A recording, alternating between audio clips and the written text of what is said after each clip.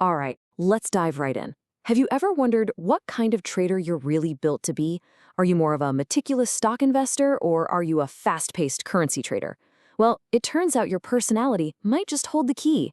Today, we're going to decode what we're calling your trader DNA by comparing the two giant worlds of stocks and forex to see where you really fit. So let's start with a question. Think about how you approach things in life. Are you kind of like a meticulous business owner? You know, the type of person who just loves digging into the details, reading all the fine print, and really understanding how a company works from the inside out.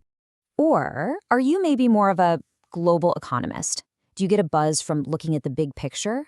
Are you constantly tracking global news, interest rates, and political shifts to figure out how entire countries are doing?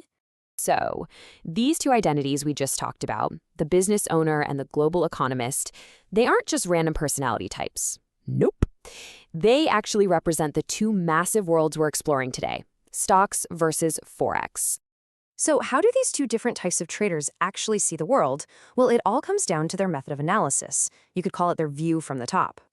The first lens they use is something called fundamental analysis.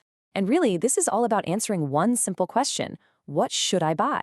It's about ignoring all the day-to-day market noise and digging deep to find out what an asset is truly worth. And this is where it gets really interesting, because look at how differently this plays out. Our stock trader, the business owner, is laser-focused on the microeconomic picture. They're poring over annual reports, tracking CEO performance. The analogy here is perfect. They're basically investigating a single house, checking every little detail before they buy it.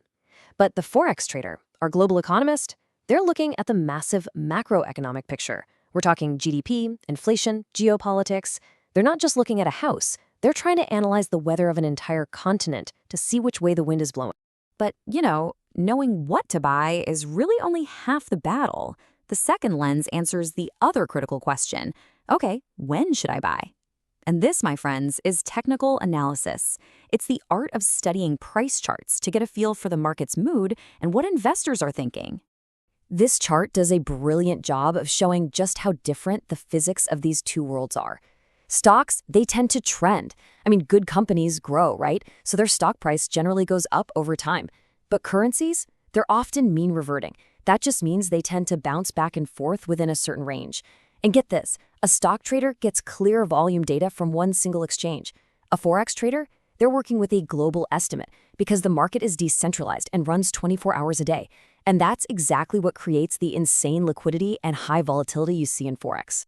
Okay, so we know how they think, but what does a day in the life of these traders actually look like? Let's get into the nitty-gritty practical differences. First up, let's talk about the clock. A stock trader often has a pretty structured workday. The market opens, the market closes. They can actually switch off. But a forex trader, they're staring down a market that literally never sleeps. It's running 24 hours a day, 5 days a week. So the best trading opportunity of the day, it could easily pop up at 3 in the morning when the London and New York sessions happen to overlap. Now let's talk about what might just be the single biggest and most dangerous difference between these two worlds. It's a concept called leverage, and trust me, it is a true double-edged sword. In forex, leverage can get as high as 400 to 1. Now what does that even mean? It means for every single dollar you put in, you can control $400. So you can command this massive position with just a tiny amount of your own capital. A little 1% move in your favor could double your investment. But here's the danger, and you have to listen to this. A 1% move against you could wipe out your entire account. Just gone. The risk and the reward are both amplified like you wouldn't believe. And finally, let's talk about complexity.